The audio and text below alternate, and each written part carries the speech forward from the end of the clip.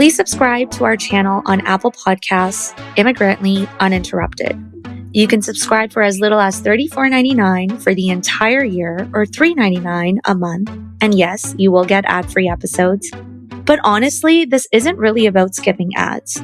It's about supporting independent media and conversations that don't always have a neat little box to live in. The kind of conversations where we talk about life, identity, culture, dating, relationships, all the messy, but real stuff. So think of it like this. If you've ever listened to an episode of Lovely while you're on a walk, you're in the car, or maybe even after a bad date thinking, okay, wow, I really needed to hear that. This is how you help keep those conversations going. So if Lovely has ever made you feel seen, challenged your thinking, or expanded the narrative around all those things, subscribing is one way you can support the show. If you enjoy the conversations we're having, subscribe to Immigrantly Uninterrupted and help us keep building this on our terms. And once you do, send me a message on Instagram. I'd love to know. There's no one like you, and there never will be. From the producer Bohemian Rhapsody, there are many legends, but there is only one. Michael, rated PG-13, in theaters April 24. Hello, and welcome to Lovely. I'm your host, Mahek, and happy Friday. I don't know what's in the air. It might be allergies. I've never really gotten allergies, but oh my God, am I feeling the fatigue? I'm feeling the brain fog. I also broke a nail this morning. The show must go on. I'm really, really excited for today's episode. We have Salma Hindy today with us. My producer, Sadia, was like, you need to meet her. You need to have her on Lovely. And then I started watching her content and I was like, oh, she's like funny, you know, really witty. I love her comedy. And like says the thing that you're like, wait, did she just say that? Or maybe like you're not supposed to say it. Mama, I think I'm getting a divorce. divorce? أيوة حبيبتي احنا كلنا عايزين نعمل divorce. No, really, I spoke to a lawyer. لا يعني ايه؟ خليكي معايا طب هتعملي ايه؟ She's also from Toronto, so you know she's hot and polite and funny. She is a comedian, and she currently stars as the lead voice in Rami Youssef's animated series, One Happy Family USA. And I also think she has a very interesting story and background, especially when it comes to identity, religion, dating on your own terms. So we're going to get into all of it.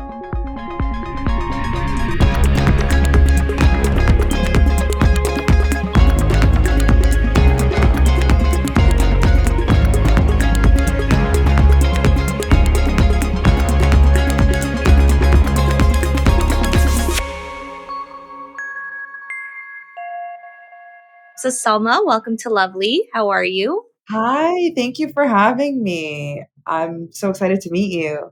Yeah, so when I was like looking through your content and I saw your Subway take on stop discriminating against hot nannies. 100% disagree. I know. Why would I want a hot nanny? That's playing with fire. That's between you and your temptations. Me and your baby, we're vibing. I want a nanny who is seasoned. I have 20 years of experience. What, you started babysitting when you were 11? When I was 7 years old, I picked up my first poo from my 3-year-old nephew when I was 9 years old. You weren't cooking chicken breasts back then? But I'm cooking it now. No, I want like 40 years of experience. You just arbitrarily made up that number? No, I want a grandma. I want a nanny because you want that's an a grandma. ugly nanny. No, I want an old nanny, and most old people are not necessarily attractive, hot. So Can I tell you how I feel about it? Yes, please. I get it. And like, you held your ground, okay? He kept like pushing the narrative. He's like, no, I don't get it. I don't see it.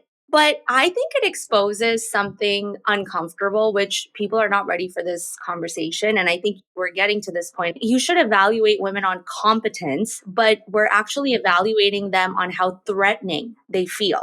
Because to your point, if I'm good with kids, if I'm nurturing or if I'm taking good care of them, why does you being attractive suddenly disqualify her? There's insecurity in the relationship and there's a lack of trust in the men. It gets projected onto a woman. Exactly. And also like people just assume if you're in a position like that you're always down and you're like plotting and looking for an affair when most of the time it's like, this woman wants to be left alone. Do you know what I mean? This woman wants to do her job and she wants you not to talk to her. Like, actually, I despise working with creepy fathers because they have it in their head that like something might happen, and that's from, I don't know, porn or some weird narrative that they have about women who are nannies. And that's what I'm like, okay, but it's gonna need two people to consent, and what I'm saying is I'm never gonna consent. That's what I'm trying to tell you. Yeah, but you know what? I don't think they understand that because in their mind, I think it's attracted to them. Like you said, it's like the fantasy, and maybe they get it from porn, but it's also the power dynamics. Oh, she's younger. She could be vulnerable. I can convince her. But it's like, dude, I'm just trying to get a check and I'm trying to take care of kids because I like kids. It's as simple as that. Exactly. Yeah, that's too offensive. They're like the main character in their brain. But I'm like, I would actually rather not see you ever, you know? What was your experience with Kareem, the person that was interviewing you? Do you agree with some of his takes that he has? I mean, I kind of grew up like around a lot of guys who remind me of Kareem. Like, I think that, like, for instance, I got my period right before we left to shoot the subway takes. There's like a bunch of us, but I was the only girl there. And during my take, they kind of like cut to the other guys.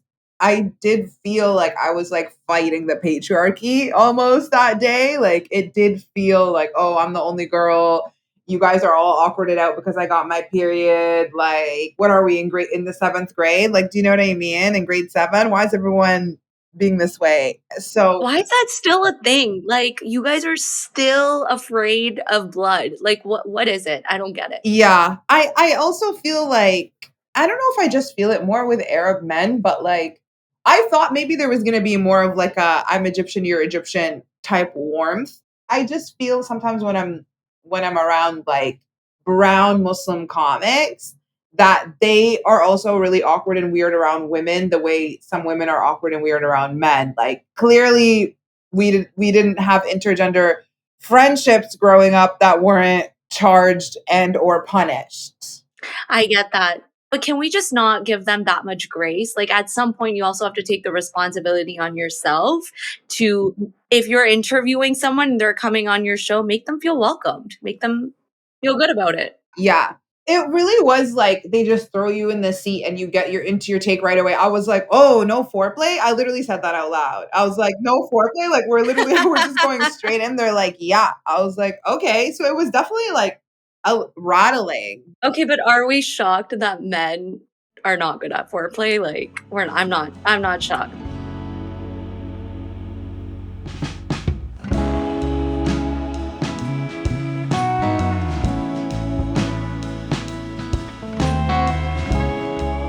I think this is a good segue into a question that I always like to start with my guests. So I always like to ask, what is your connection with immigrant identity?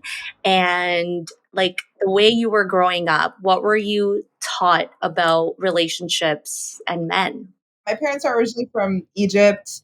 Egyptian culture, super, super strict, highly disciplinary, like very honor based, but it's also really confusing because they're like super, super affectionate and loving. And my parents, especially, they moved to Canada. They immigrated early. They immigrated like 1975. They were young. They had just gotten married. They were in their like mid 20s. So I think they experienced a lot of racism in Canada back then, textbook racism. They blocked it out of their brain, but it was really bad. And then I think their tactic was to double down on religion as their form of identity. And they were kind of like the founding members of the Muslim community in Canada, and they run and operate multiple mosques and Islamic schools in the Greater Toronto area. And yeah, so I kind of grew up. My dad became an imam when I was 7 years old. Everybody knew who we were, that we were his family. We would go to the mosque with him like in Ramadan, and I helped with the Islamic school. So there's just like a lot of pressure. But the most important thing was religion and praying on time, fasting. They would not like let us sleep in for Fajr, for instance. Like, we always prayed at like 4 a.m., 5 a.m. and absolutely no talking to boys. Yeah, like I never dated anyone or anything like that until I was 26. All throughout my life, I would just like flirt at most because I went to Islamic school, Islamic elementary, middle, and high school. Yeah. And so even though people were having relationships and they were kissing and making out and doing whatever like off campus, but I just couldn't even like fathom that as a possibility in my life. But did you want to live that life, or were you so like, I have to be this person that is religious and what my parents are saying is correct? Like, what did that do to you, like, as a kid? It's both, right? Because it's like, this is the system that I live in. This is what I believe so strongly to be true. But at the same time, like, I'm a teenager who's experiencing puberty, who's going through hormones. Like, I'm a human being. So I'm like running home to read Twilight and the sex scenes in Twilight, like crazy. Like, I'm running home before my parents get home so I can watch the sex scene from Titanic like 700 times. I know the exact timestamp. Yeah, you're living a double life. When was like the turning point for you where you're like the show cannot go on like this? It was really slow. It was in slow increments. Like, I was literally the hot on police. I was them in high school. I was such a fucking bitch. Like, I would just scream at my friends if I ever knew that they were like doing something un-Islamic or whatever. And they kept their relationships in high school. They kept it hidden from me all throughout our entire like 4 years. When I got to college, I was like, this doesn't work. This tactic of like yelling and screaming at people, it doesn't get them to open up or trust you. So that was like step number one. And then it wasn't until I got into my first relationship, which was very halal, by the way. Like, we did not do anything. So for those who don't know what like the haram police is or what halal means and even what an imam means, can you tell everyone what who an imam is and how they operate? And then I want to know, what does it mean for you to have a halal relationship? Okay, so imam is a Muslim leader in the mosque, like a Muslim priest, basically. And then a halal relationship, according to me, was a romantic relationship where there was zero sexual activity. Okay. So to me, that meant we did not kiss. We just like cuddled and held hands. Okay. So some people can say even that is haram.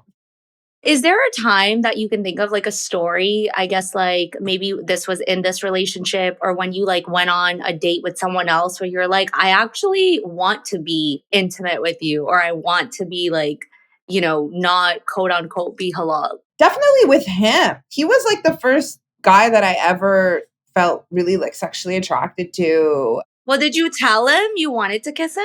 He told me, he was like, I was about to kiss you like yesterday, like whatever. And I was like, obviously so flattered. Like, it's exactly what I wanted to hear. But when I thought about it more and I was like, if that had actually happened, like, I don't know what I would have done. So after him and I broke up, that was when I reevaluated my belief that premarital sex is haram and that masturbation was haram. Like, I started to be like, no, I don't think so, whatever. And then it wasn't until like a couple of years after that, when the pandemic happened, that I was like, okay, I'm like rethinking religion altogether and sort of like how much of it I adhere to and how much of it I align with.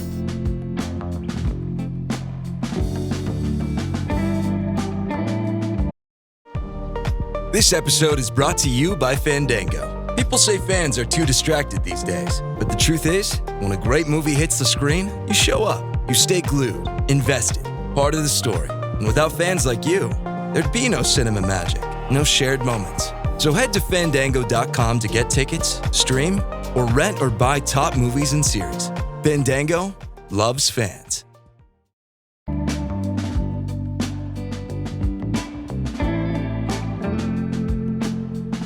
Can you share like some of your like a first date story when you got to New York? When I first moved here, I was like walking in the street, and then I had like someone run up to me and he was like, let's go out, like, you're so beautiful, blah blah blah. And I was attracting a lot of like Puerto Ricans and Dominicans in the beginning, okay, because that's what everyone thinks I am. And then this guy like I remember he invited me to go to the Comedy Cellar, did not buy tickets, did not make a reservation. And then when we got to the Comedy Cellar, they were like, okay, you're going to have to wait in like this secondary line or whatever and see if, like, after everyone goes in, we'll see if we have any extra spots for you. So then that happened. And then they're like, okay, fine, we do have tickets for you. Like, you guys can come in. So we're about to go in. The guy goes, I need to see your vaccine card. And then he shows him like his vaccine card that's on his phone. The security guard like zooms in. He's like, this is fake. Oh my God. So he was not vaccinated. He was not vaccinated. And the guy like caught him on the spot. And I was like, this is so embarrassing for you. So are you dating right now? Currently not dating anybody. And why? I think I've been mostly recovering since I've been celibate for over 2 years now. And it kind of happened around the same time as me going through a breakup, but also me going through my estrangement and disownment with my father. So let's talk about you moving to New York and recognizing that, you know, I want to experience pleasure on my own terms.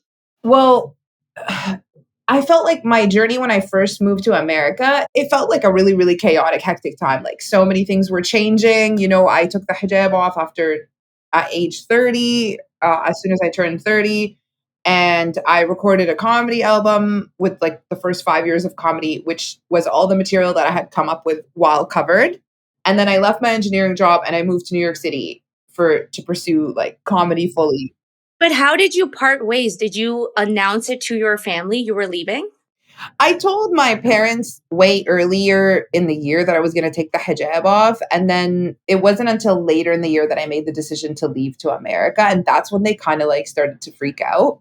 But it was a very spontaneous decision because I was just kind of like, I felt like everything was slowly collapsing around me. And I was like, I have a year left on my visa. This is like the perfect time to move.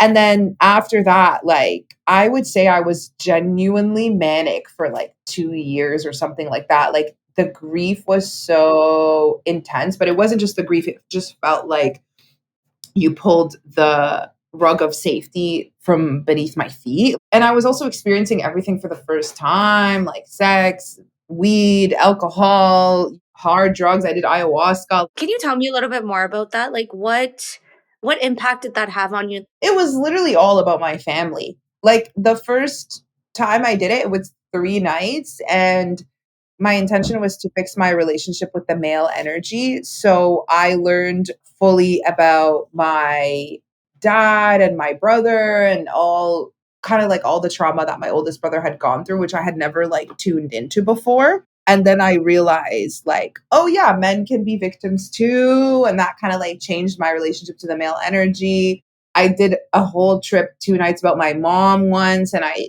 discovered why I had like a condition in my body that I did because I was like kind of holding on to it from her. Condition called Vaginismus. My friend heard Vaginismus. He's like, "Is that a vagina Christmas?" I was like, "It's literally the opposite." I want to know more about your journey with that if you're open to sharing. But like, I kind of just want to say, like, I know exactly what you're talking about because I've never met someone that has vaginismus. Really?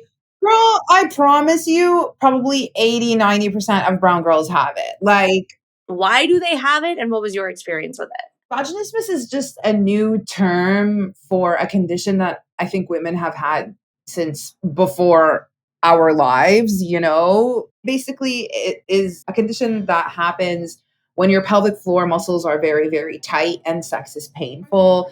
And it's defined as like a clinically tight vagina, okay? When you grow up religious, you get sexually shamed a lot and you develop a fear of sex that manifests physically, where basically you develop a clinically tight vagina. Sounds exciting, but it's not. It's like impossible. It's actually not fun at all because it's just like the opening of your vagina kind of feels like a brick wall and you can't insert anything inside of it. And so for that reason, like intimacy becomes very difficult, becomes very stressful, becomes very daunting. And it happens for a variety of reasons. I would say like the most common reason is girls who grew up really religious in communities where we were constantly sexually shamed and we were taught to fear ever like playing down there or exploring or anything like that. People who come from cultures where there's like a big emphasis on the hymen, for instance, and like not inserting anything in there, never being allowed to wear a tampon, whatever.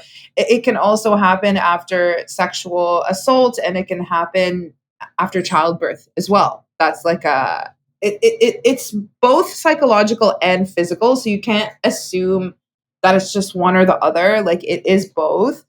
And yeah, I found out that I had it because my first ever sexual experience where like someone tried to finger me, it was like a searing pain. It literally felt like my vagina was on fire. Wait, was yours mental, or did something like, was there a trauma to your body that you were holding on to that was causing this? It was both. Like it's there is a trauma in my body that I was holding on to, but it didn't come from me. It came from someone uh, in the generation above me in my family. But I was holding her trauma in my body.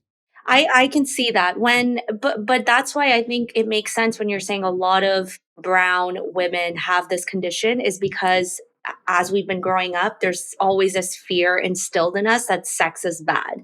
Sex should not happen without like, your husband or whatever. So you almost like start to think, yeah, if it ever does happen, your body like physically is preparing anytime it does happen to reject it. So of course you're going to grow with that condition.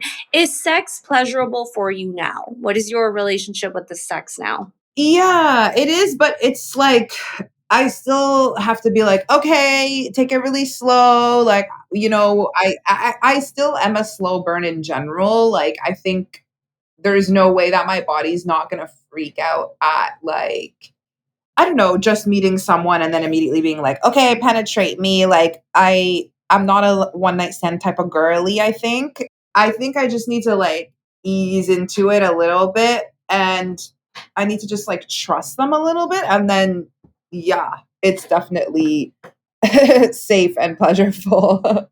First of all, I don't know where people are finding credible men to have sex with. Like, I go out and I'm like, I don't even want to talk to you, let alone like be in the same bed.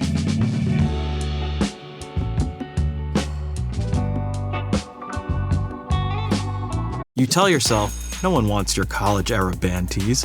But on Depop, people are searching for exactly what you've got. You once paid a small fortune for them at merch stands. Now, a teenager who calls them vintage will offer that same small fortune back. Sell them easily on Depop. Just snap a few photos and we'll take care of the rest. Who knew your questionable music taste would be a money-making machine? Your style can make you cash. Start selling on Depop, where taste recognizes taste. This episode is brought to you by Redfin. You're listening to a podcast, which means you're probably multitasking. Maybe even scrolling home listings on Redfin, saving homes without expecting to get them. But Redfin isn't just built for endless browsing. It's built to help you find and own a home. With agents who close twice as many deals, when you find the one, you've got a real shot at getting it. Get started at redfin.com. Own the dream.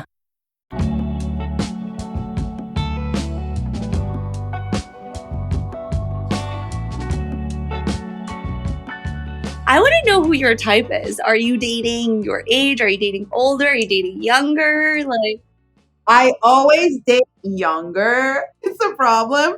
how much younger? Oh my God, I'm crazy. Like, I'll literally date guys in their early 20s. Do you still feel like you're 20 in your mind because you started late? Yeah, but only romantically. Like, romantically, I do feel like when I first started, I felt like I was 13. Do you know what I mean? Like, I genuinely was throwing tantrums, the emotions, the fucking tsunami that was happening inside of me when a boy that I just had sex with looked at another girl. Like, it's not normal. Do you know what I mean? Like, I was like, I'm trapped. There's a teenager in my body right now. What? And you know why? Because I think estrangement like freezes parts of you. So like you could be a full adult on paper, but I feel like we were emotionally underdeveloped in certain areas because we were not allowed to experiment, make mistakes, flirt, or even just figure out what we want. So it's like delayed adulthood. But I wouldn't ascribe that to estrangement. I would ascribe that to growing up in an isolated, controlling household and not being socialized the way, like, white people out here dating in their teens, in their early teens. And they've lived outside of their parents' home like much earlier, for instance, than I have. So they've navigated a lot of like roommate conversations or dynamic. Like they know a lot of tips and tricks on like how to handle like certain situations. Do you know what I mean? I can see that. Yeah. I want to learn more about this dating guys in their 20s. Do you approach them or you always get approached by younger guys too? Like, are you putting that energy out and they're receiving it? How does it work? Oh God, I literally feel like it's been so long since I've been like desired. Do you know what I mean? But yeah, usually it's, well, I'm a comedian and almost everybody I know here is a comedian. And comedians are just thirsty all the time. And it's an energy that I put out that like, everyone's kind of on the table. And then it's one that they pick up as well. So I feel like, yeah, it's mostly me probably getting approached by them, but I can give a little hint, a little like whatever here and there. Okay, so let me tell you my take on dating younger men. Okay, I'm 33 and I think the youngest on my Hinge filters that I've put is like, even like for me, 29 is like, wow, like girl, like you're dating younger. But if I can say that I've noticed, I went on like, I think like a date or two with like a 29-year-old and I was like, wait, like you're able to ask better questions and you're more curious about me than someone that's a little older. But again, maybe it was just like a one-off. But do you think 20-year-olds can afford to take you on a date? Like, do you think they can actually like treat you properly or like give you the lifestyle that you currently have yourself? Because are you in your late 20s, early 30s? Yes, I'm 34 right now. So there is definitely a part of me that's like, okay, I'm a grown woman. Like I'm like a 50-year-old woman in terms of emotional intelligence, but like and a 20-year-old in terms of like romantic experience. But I think for me, like before my celibacy, the most important thing for me was to have loving sexual experiences. For me, that didn't matter. I liked younger guys because they're very earnest and they're very charming and they like have nothing to lose. So they really like put their all into it. And I really don't see age. Like, please, there's so many guys in their late 40s, 50s who are just like such bums. Do you know what I mean? And they're dumb. And I mean, most of the guys that I gravitate toward are like between 27 and 29, maybe right now. And I find that it really depends how much longer they've been independent, how many more experiences they've had, and how, like, what their general optimism around life is. Like, some people really let the punches get them down, and some people grow from it. I really think it just depends on what you want. Like, do you want someone to take care of you financially, or do you want just like a friendship that is safe and fun and like can be really fulfilling sexually? I don't know. You can want both. I see what you're saying. I think what you appreciate about younger guys is like the youthness of it, like the desire to like, like live life and be curious about life and like try new experiences. Because at the end of the day, you're also trying new experiences for the first time. And maybe someone that's like 35 and 40 has already been through that. My question to you, or for me, where, like age gaps kind of give me like an eerie feeling sometimes, is when an older man is dating a younger woman and like younger in like the dynamic is like they're like 35 plus or 45 plus and then they're dating like a 21, 22-year-old woman. That Yeah. dynamic icks me out. So Yeah. That I definitely feel is intentionally grooming, or it's trying to it's pedophilic in nature. Do you know what I mean? yes, exactly. That's exactly what it is. Life is full of choices. But the choice between getting crispy chicken nuggets or a Crunchwrap Slider isn't one you'll have to make. The new Crispy Chicken Crunchwrap Slider at Taco Bell. All white meat chicken nuggets, breaded in tortilla chips, wrapped up, sauce and all, inside a slider-sized crunch wrap. Choose from creamy chipotle or jalapeno honey mustard. Well, there we go. Life, still full of choices. The new Crispy Chicken Crunchwrap Slider. A brand new classic. Only at Taco Bell. At participating U.S. Taco Bell locations for a limited time and while supplies last. Kraft Mac and Cheese is better than 90s hip-hop. We'll remind you of your childhood without making you feel incredibly old. Kraft Mac and Cheese. Best thing ever.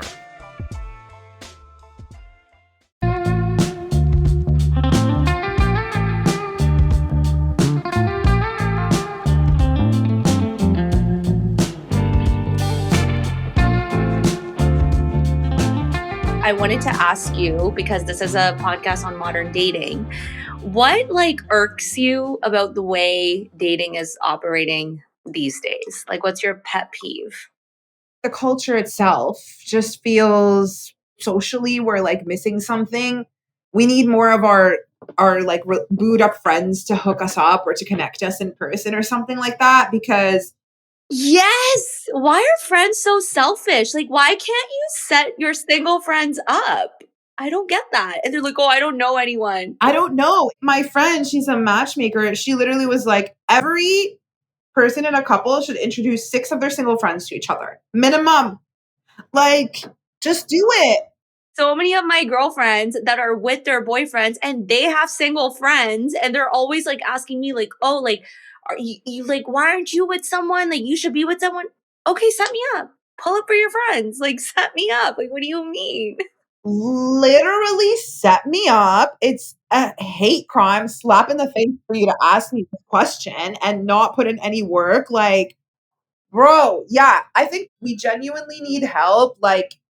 It's so hard to not go from something arranged that our parents came from to a straight up love marriage, especially when we've gone so long without dating. And the way that people meet the person that they end up marrying is usually through close contact daily, a coworker that you work with, or I don't know, someone that if you're on set or something like that. I know a lot of artists, it's someone that you see regularly, or you frequent a coffee place and you see them regularly, or whatever. But it's hard because, people don't really have that third place here, and people don't really go out unless they know who they're going to hang with. Our social anxiety is crippling. So I really just want for the culture to change, for people to get out there, myself included, and put myself in environments and in spaces of people that I would actually like to date. No offense, comedians are pretty shitty partners, or pretty shitty dating prospects. They're shiny on the outside, but why do you say that? What makes them shitty partners? Male comics, there's a big difference between male and female comics, and I do feel a lot of, first of all, comedians in general are a highly disturbed group of people because our trauma is so high, and every day we want attention from a room full of strangers. That's just an especially kind of deranged neediness for validation.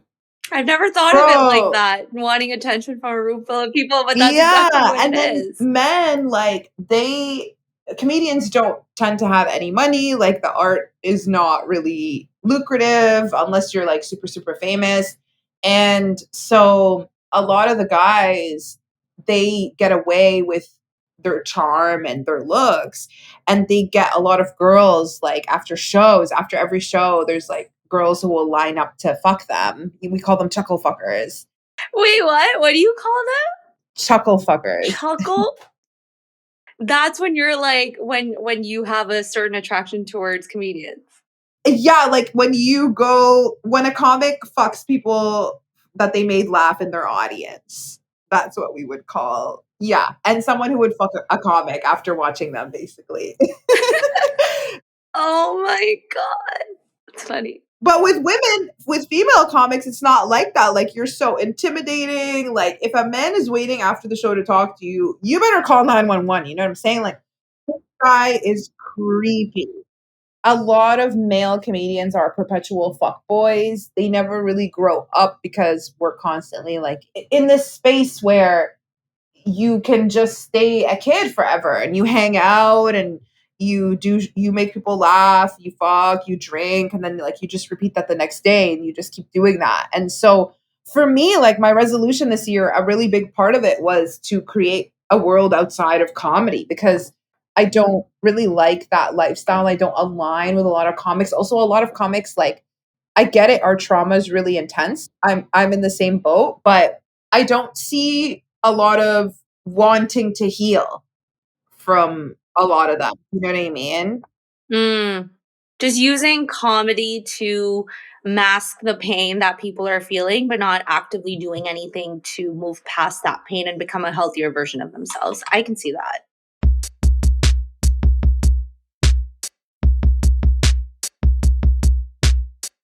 I could talk about trauma and healing and, the state of modern dating forever. But I do want to move into our question that my last guest left, Dr. Joy. And this could be a hot take for some. So her question for you is, with your ideal partner, would you want to share a long-term space with them, or would you want to live in your own independent space and then come together when it felt good, but never live together? Ugh. See, I struggle so much with this because I'm caught between two worlds. Okay, let me tell you the two worlds that I'm caught between. One is who I actually really truly am, which is that I love my space. I actually want my own blanket when I'm sharing the bed with someone. And that's a really great hack, by the way. Like it makes the bed seem so much bigger. But I do love the idea of like living in my own home and just coming together and even having like my own separate bedroom. But then it's like the fear, maybe like my mom's voice or something in my head, like the fear of like, am I being taken advantage of? Am I not being given all the rights that I deserve in my relationship? Like, should I make sure that am I being a fool by letting him have too much space? Like, should I infuse him into me? Do you know what I mean? Yeah, it's like that third party. Like, you're never just alone. Like, I just feel like growing up in a really strict household where your parents had control on every thought and every action, even today, I can't get rid of my mom's voice. Like, I really can't. Like, I am sadly attracted to white men, and I'm going on a date tomorrow. He's younger. He's actually 30. But he's Pakistani. I'm not saying I'm just going on a date with him because of my mom, but I'm like also trying to see like, is there banter? Is there attraction? But also he's good on paper. So I understand the third voice, but I don't want to hijack your answer, but I'm just saying I understand the voices in your head because they're always there in mine too. The voices in your head, which is always like, make sure you're not being taken advantage of as a woman. But like, you can convince yourself of that in every angle. I think truly, if I didn't care about society, bro, I would have a separate room. But I would want to like start off the night cuddling, and then I'd be like, get the fuck off me. And I'd like go to my different room. Yeah.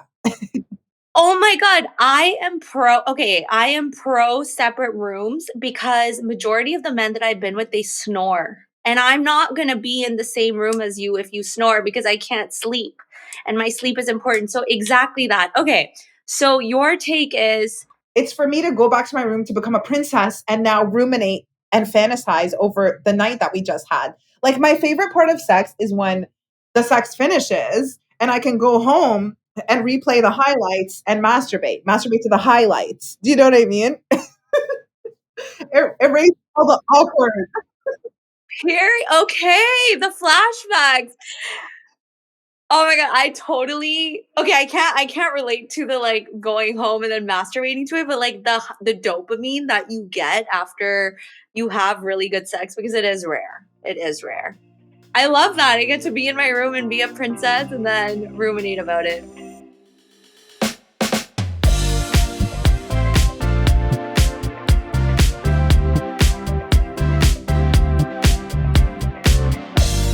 Salma, this was so fun to chat with you, learn about your life, learn about your beliefs and kind of how you walk through it. If someone wants to continue hearing all about you, where can they find you on socials?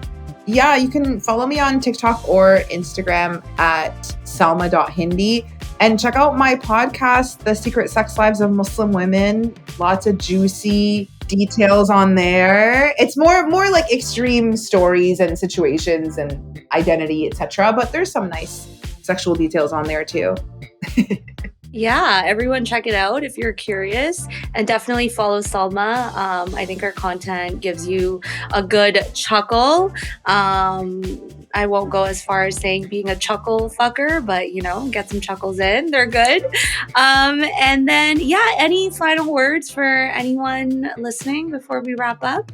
I mean, I really do believe the same advice goes to a performer, someone who wants to be like the best performer possible, and someone who wants to go out in the dating world. I feel like the best possible thing you can do for yourself is truly be yourself. And the only way you could do that is to have your nervous system fully regulated. I don't think you can ever have your nervous system fully regulated, but I know exactly the level that you're talking about, because I just think you react to situations and handle situations from a healthier place and not like a manic place. But I think more than anything, I just like the fact that at some point in life, you have to decide whether you're going to live your life seeking permission or you're going to live it by design. And I think those are two very different lives. And, no one's coming to approve your choices. So you might as well choose the ones that actually feel like you. So thank you so much, Salma, for being on Lovely. Thank you for having me, Mehek. It was great meeting you.